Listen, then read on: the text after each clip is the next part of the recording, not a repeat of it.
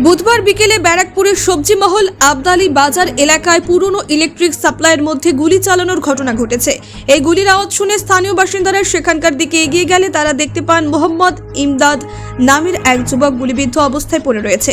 দ্রুত তাকে ব্যারাকপুরের ডাক্তার BN বসু মহকুমা হাসপাতালে নেওয়া হয়, তবে তার অবস্থা অবনতি হওয়ায় তাকে কলকাতার একটি হাসপাতালে স্থানান্তরিত করা হয়। ঘটনার খবর পেয়ে ঘটনাস্থলে পৌঁছান ব্যারাকপুর পুলিশ কমিশনারেটের অতিরিক্ত উপনগরপাল মধ্য ইন্দ্র বদন ঝা, অতিরিক্ত উপনগরপাল মোহাম্মদ বদরুজ্জামান এবং টিটাগড় থানার ভারপ্রাপ্ত পুলিশ আধিকারিক তাপস কুমার নস্কর। তাদের নেতৃত্বে বিশাল পুলিশ বাহিনী ঘটনাস্থলে উপস্থিত হয়ে তদন্ত শুরু করেছে। এখনো পর্যন্ত হামলাকারীদের পরিচয় জানা যায়নি, তবে পুলিশ ঘটনার তদন্তে সব রকম চেষ্টা করছে। ব্যুরো রিপোর্ট, নির্ভীক বার্তা। আমি শুনলাম যে ঘরের মধ্যে ঘুমিয়েছিলাম, শুনলাম ইমরাদের উপর গুলি চলেছে। ঠিক আছে, তো দৌড়ে ছুটে হসপিটালে গেছি, তো ওখান থেকে ট্রান্সফার হয়ে গেছে দিনেতে। হঠাৎ করে শুনলাম, ওটাই সেটা আমি বলতে পারছি না। বাড়ি তো এখানেই আছে,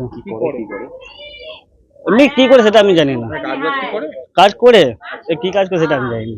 রাজনীতি দল করতে পারে না না না না, এমনি আপনার বাড়ি থেকে পাখিতে পুলিশ না, আমার বাড়ি ওখানে আছে। এখানকার যে ঘটনাটা ঘটেছে আপনি পাখিতে পুলিশ কমিশনার ভয় লাগছে, আতঙ্কিত? দেখুন, আতঙ্কিত সবাই আছে, কিন্তু এখানে যেহেতু প্রশাসন আছে, পুলিশের সব আছে, ঠিক আছে, এখন একটু ভয়টা একটু কম আছে।